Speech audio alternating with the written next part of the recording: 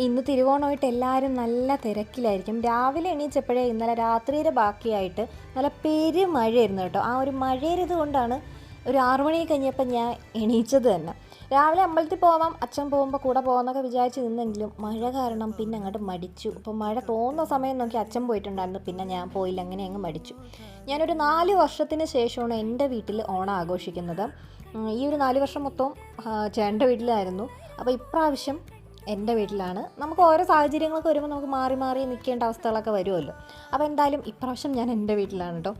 അപ്പോൾ എൻ്റെ ഫേവറേറ്റ് ആയിട്ടുള്ള കടല പായസം, എൻ്റെ ഓർമ്മയിൽ അടപ്പായസം എനിക്ക് ഇഷ്ടമേ അല്ല. അതെൻ്റെ ഓർമ്മയിൽ ഇവിടെ വച്ചതും എനിക്ക് അറിയില്ല കേട്ടോ. ഞങ്ങൾ കടല തന്നെയാണ്, എനിക്കായാലും എൻ്റെ ചേട്ടനായാലും ഒക്കെ കടല തന്നെയാണ് ഇഷ്ടം. അതുകൊണ്ട് കടല തന്നെയാണ് കൂടുതൽ ഇവിടെ പ്രിഫർ ചെയ്യുന്നത്.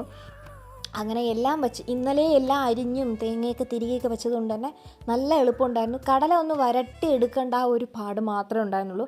ബാക്കിയെല്ലാം നല്ല പെട്ടെന്ന് കഴിഞ്ഞിട്ടുണ്ടായിരുന്നു.